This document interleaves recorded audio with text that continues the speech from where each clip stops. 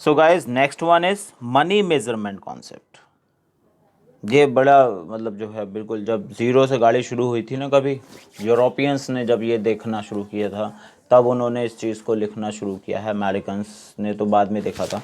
तो उनका प्रिंसिपल उन्होंने अपने आप ये बना के रखा था कि मनी मेजरमेंट कॉन्सेप्ट रखिए। ये थोड़ा कॉमन सेंस से नीचे की बात है। कॉमन सेंस है आपका कि जगह अगर आप बिजनेस कर रहे हैं तो आप उन्हीं चीज़ों को मेज़र करेंगे जो मनी से रिलेटेड होंगी, या फिर मनी में कन्वर्ट करके ही देखिए सभी चीज़ों को।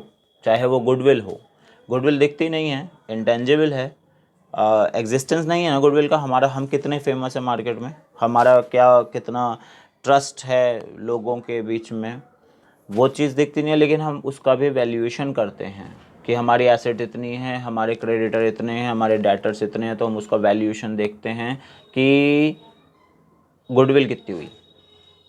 ठीक है, यहाँ ये मनी मेजर कॉन्सेप्ट भी यही कहता है कि आप only those transactions are recorded which can be expressed in monetary term. सिर्फ वही ट्रांजेक्शन्स लिखे जाएं, वही ट्रांजेक्शन देखे जाएं जो मनी में कन्वर्टेड हो सकते हों, बाकी ना देखे जाएं। मनी में कन्वर्टेड अगर नहीं है तो वो हमारे लिए तो बेकार हो गया।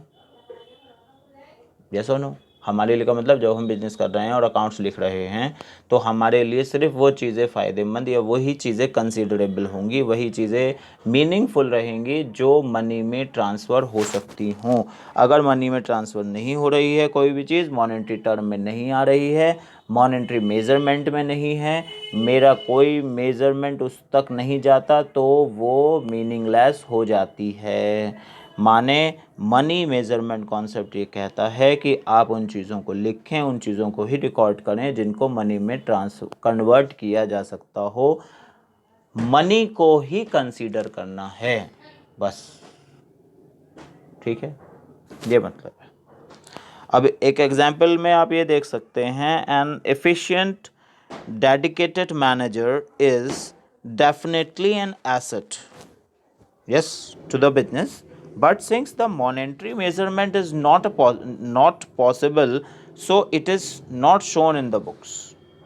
Efficient dedicated manager, अब आप आदमी को थोड़ी एम्प्लॉय को रखोगे। अब यहाँ पर अगर हम इस एग्जाम्पल को एक और तरीके से देखें, manager is an asset for the company, yes और नो?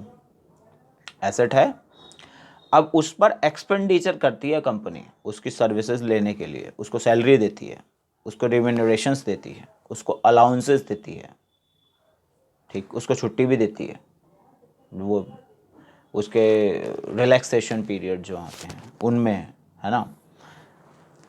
एसेट है, लेकिन डायरेक्टली मॉनेटरी टर्म में नहीं आ सकता, इनडायरेक्टली तरह से मॉनेटरी टर्म में आ सकता है जब उसको सैलरी पेड किया जाता है। तब आप नरेशन में लिख सकते हैं, जब आप एंट्री पास करते हैं salary account debit to cash, तो आप नरेशन में लिख दीजिए being salary paid to manager इतना रुपए। Is it? तो ये है मनी मेजर कॉन्सेप्ट। जिन चीज़ों को मनी में ट्रांसफ़र किया जा सकता है, कन्वर्ट किया जा सकता है, मेज़र किया जा सकता है, measure is the right word, measure किया जा सकता है, उन्हीं को आप अकाउंटिंग प्रोसेस में लाएंगे, उन्हीं को ट्रांजेक्शन्स को लिखेंगे। बाकी कोई ट्रांजेक्शन हमारे लिए ज़रूरी नहीं होता है। I hope you understand now. Thank you.